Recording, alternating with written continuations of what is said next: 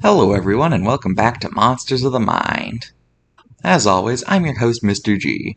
Today with me is my special guest star for this video. It's my childhood friend himself who I mentioned in my Q&A video. So, let's hear a few words from him, and he'll introduce himself. Obviously, that's how it works. What am I saying? Hello, I am Ben. That's, spelled with a 3, if you're wondering. It's B3N, but I call myself Ben because, it's short for... Actually, I forget what it's short for. Anyway, Mr. G here was always my childhood friend growing up. Most of the other kids in the neighborhood were scared of me due to my, mechanical nature. You see, my skeleton and really everything under this layer of synthetic skin is actually a new type of metal that actually grows with age. So 22 years ago, I was the size of a baby, and now here I am, this big. Honestly, I hope I don't grow any more because I already have a hard time fitting into certain places due to my size. Ben here is an example of what we nowadays know as robots. However, in ancient Greece, there was a monster that, if it existed nowadays, I am sure would be counted as a robot as well. So that's what we're talking about today. Today, we're talking about the ancient Greek robot known as... Talos. Talos is possibly derived from the word talus, which is something in your feet. He was an individual. He was dangerous, but he had good intentions, as we'll see later. He lived on the island of Crete, and he comes from Greek mythology. Talos was described as being a bronze mechanical humanoid. He was created by the god of forge Hephaestus in order to guard one of Zeus's flings named Europa. Talos was powered by a single vein full of the divine blood known as ichor, which ran from his neck to his legs, with the only thing keeping it from leaking out being a single nail on the bottom of his foot. Talos was situated on the island of Crete, where he would wander around the island several times a day to make sure no one was coming to hurt Europa. When he saw anyone approaching the island, he would chuck large rocks at them to sink their ships, and if they managed to get close to him, they would quickly get cooked alive due to the fact that Talos had the power to absorb heat from the sun onto his skin. Unfortunately, Talos met his end when Jason and his crew stumbled across Crete while returning home after getting the Golden Fleece.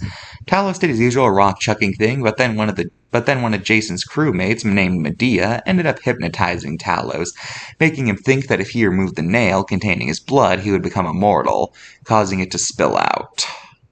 Now, that's the end of the story of Talos, but I think this would be a good time to talk about one of the few examples of a mythical creature that turned into a real thing. I am, of course, talking about robots. You see, since pretty much the beginning of civilization, people have imagined what it would be like to have an artificial human. Just a few videos ago, I talked about golems, which could be considered a predecessor to robots if you think about it.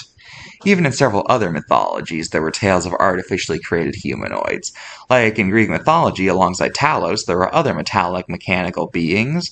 For example, the previously mentioned Hephaestus was said to have also created handmaids made of gold, and he also made fire-breathing, bull-shaped metallic beings. Although, it should be noted that these were less like machines as we know them, due to the fact that it was said that Hephaestus had the power to animate metallic objects. Also, another early example, early Buddhist texts also described metallic humanoids who would read sacred texts. In fact, a lot of early mythologies and folklores had stories about metallic humanoids. And as time passed, interest in artificial humanoids never really died. In fact, famous painter/inventor Leonardo da Vinci was actually found to have made a very primitive robot that looked like a knight. And in the 1770s, there were very simple humanoid machines that looked like children. And these machines ended up inspiring a certain horror author, who I'll talk about in a future video. One of the most notable breakthroughs in robotics came with a machine known as the Turk, which was a simple machine you could play chess with. And there was this one Japanese inventor who made mechanical children's toys that could perform tasks like shooting fake arrows or even making simple drawings. Back in the world of fantasy, famous author L. Frank Baum's wrote The Wonderful Wizard of Oz, which featured the character the Tin Man, although his robot status is disputed since He was actually born human, and he only became metallic after he cut off all his body parts and replaced them with tin. However, later Oz books introduced a character named Tick-Tock, a metallic clockwork being who is more objectively a robot. And in fact, there are some sources that claim that he is the very first fictional robot, which is interesting, to say the least. Then in 1921, the word robot was created for a play about humanoids that were used for slave labor. The play was pretty popular, and the word robot ended up replacing the previous word used for these beings, that being automatons. The 1930s ended up bringing the first industrial robots, which in a nutshell are robots meant to do laborious tasks, like working at factories and things like that. Then in 1939 came a pretty complex robot known as Electro, who was a 7-foot-tall robot capable of listening to voice commands and could say over 700 words using an internal record player. In 1942, sci-fi author Isaac Asimov wrote the 3 laws of robotics, which are rules that it is said that all robots must follow in order to prevent chaos. Rule 1 is that robots cannot harm humans, period. Rule 2 is that robots must listen to everything a human tells them unless it violates the first rule. And the third rule is that robots must also protect themselves unless it would violate the first 2 rules. You know, those rules can be a real pain in the butt sometimes. There are a lot of humans I just want to deck in the face, but I just can't, and it's really annoying sometimes. In the 1960s, Walt Disney coined the term animatronic in order to describe the electronic puppets used in films, and since then animatronic has pretty much become another type of robotics, characterized by the fact that while robots are complex machines used to carry out complex tasks, and can even be capable of free thought at times, animatronics are essentially giant mechanical puppets only capable of doing pre-programmed actions. Animatronics ended up becoming popular in both the film industry, the theme park industry, and even the restaurant industry, most famously with the restaurant Chuck E. Cheese. In 1972, the world's first human-sized robot named Wabat-1 was created, which had a complex design that allowed it to walk pretty normally, as well as having both sensors in its hands that allowed it to detect when it was holding something, and sensors in its eyes that allowed it to detect distance and depth. Ever since then, robots have only been getting more and more complex and are now becoming capable of doing more and more incredibly complex tasks. And in some fields of jobs, robots have pretty much replaced humans, such as in factories, which thanks to robotics are almost all entirely automated nowadays. Now yes, I am aware that robots aren't technically mythical since they've been real for quite a while, but my channel, my rules, and robots are a type of science anyway. Plus, I just wanted to talk about this since it's a fascinating subject. Yeah, everyone's worried about robots taking their jobs. When I tried to get a job, the only job I could find was working returns at a GameStop, which is incredibly demeaning. I have over 60,000 actions I'm capable of doing. Now here's Vincent.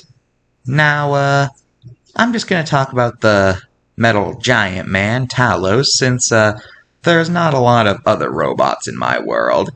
As for Talos, he, mostly wanders the beaches, and, yeah, he can't actually talk, and in fact, he doesn't even have a mouth, really. He just kinda wanders and stares at things nowadays since he has nothing left to protect. So, he's basically a machine without a purpose. And as such, all he can do is wander, and wander, and wander, and wander. I tried talking to him, but he always ignores me. It's, kinda sad. Machines without purposes are a weirdly sad thing to me, and I don't know why. I can't even imagine being a machine without a purpose. That is like a fate worse than death to us robots. And I should know. I mean, having a purpose is exactly why robots are created, and a robot not having a purpose just sounds like the ultimate nightmare scenario. Now let's look at the card. You know, this is actually a pretty good card, not gonna lie. It tells the story quite well.